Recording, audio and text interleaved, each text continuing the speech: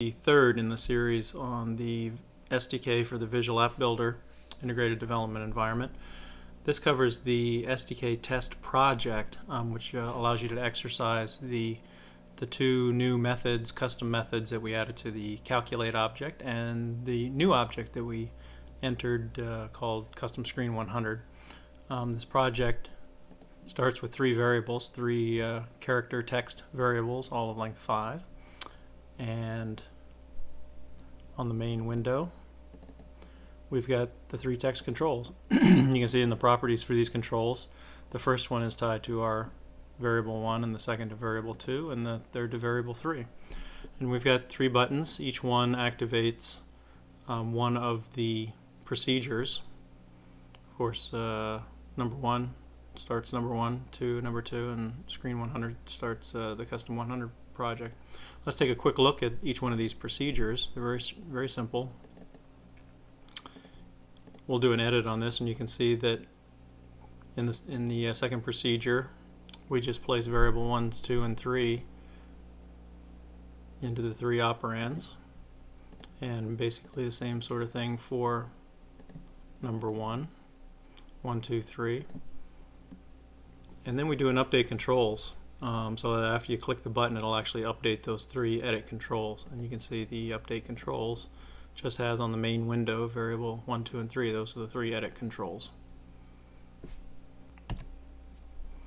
And then in our new object, you can see this is the dialog that we created in the VAB extension DLL, and that's been read in here at runtime by Visual App Builder Pro. It recognizes it by the name, so you do need to keep that name constant. And you'll see that it basically we're taking variable number 1 as our field that we're capturing.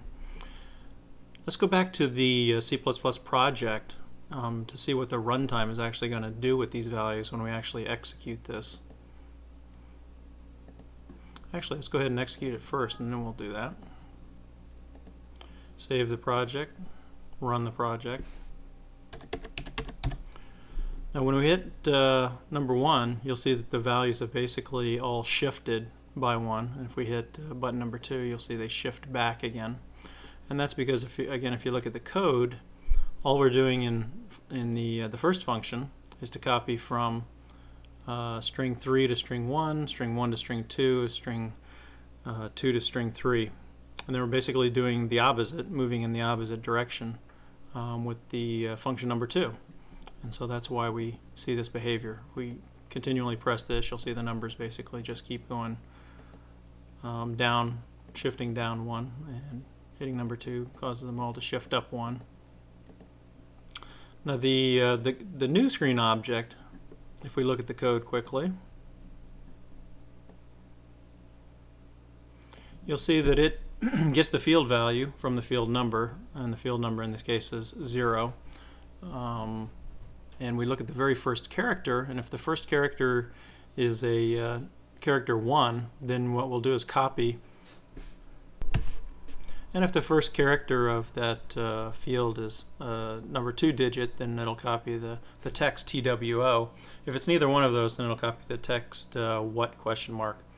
And to see that in action, you'll see that number 1 is in the first field here, so we would expect ONE to now be copied when we click on the button, and sure enough it is. Now we can use our second calculate operation to move those fields by 1. So now we've got a 2 in there. If we hit our new object, we should see TWO appear, and it does. And if we move those again, we've got 3 in there, so we'd expect it to fall through to the default, which is to put what question mark in there, and sure enough it does. So this is a very simplistic project, but it does allow you to exercise all of the features, all the new functions that we added to both Visual App Builder and to the runtime extension. What this really gives you is an unlimited capability of expanding upon the functionality. If you have a library of routines that you've already created, this allows you to simply put a graphic interface on it so that non-programmers or even experienced programmers who simply want to get the application built more quickly can simply use your graphic interface to pass parameters into your library of functions and basically retain all of the code that you've already written. Also allows you to create new libraries or DLLs of functionality that can be easily dropped into the Visual App Builder environment to expand upon the capabilities that are already there for supporting custom hardware or custom software, doing just about anything that you can do on a Windows PC.